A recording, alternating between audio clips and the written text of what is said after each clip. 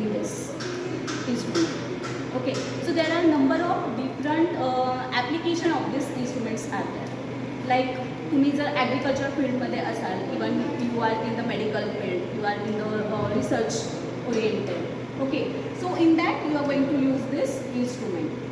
Okay, how you are going to use in this different field? For example in case of agriculture, आता जे काही ॲग्रिकल्चरमध्ये for example farmers वगैरे आहेत, त्यांना त्यांच्या सॉईलची जे काही क्वालिटी आहे ती टेस्ट करायची. कारण गुड क्वालिटीचं सॉईल असेल तरच तिथे जे काही फार्मर ग्रो करणार आहेत ते ग्रो होणार आहे.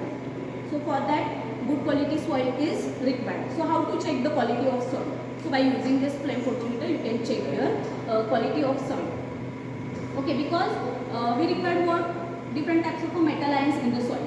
ओके, सॉईलमध्ये डिफरंट मेटल आयन्स असतील तरच सॉईलची क्वालिटी ही गुड असणार आहे. आणि ती जी it means concentration also matter. फक्त मेटल आयन्स सॉईलमध्ये असणं गरजेचं नाही, असायलाच पाहिजे, बट पर्टिक्युलर स्पेसिफिक रेंजमध्ये असायला पाहिजे. म्हणजे मेटल आयन्स जास्त होऊन पण चालणार नाही अँड इवन कमी असून पण चालणार नाही.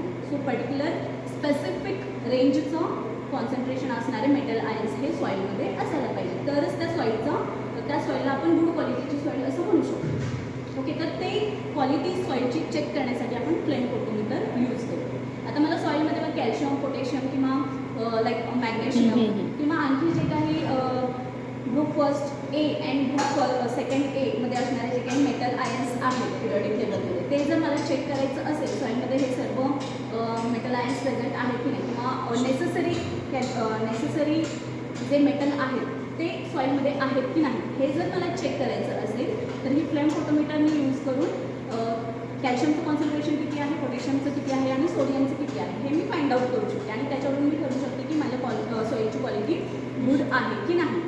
जर गुड असेल तर well and good, if not then we have to improve the quality. Okay, externally तुम्ही काय करू शकता, मग जे काही रिक्वायर्ड आयन्स आहेत ते तुम्ही तुमच्या सॉईलला देणं गरजेचं आहे, तरच तुमच्या फार्ममध्ये जे काही ग्रो होणार आहेत व्हेजिटेबल्स वगैरे ते तुम्हाला प्रॉपर मिळेल आणि त्याच्यापासून तुम्हाला बेनिफिट घेता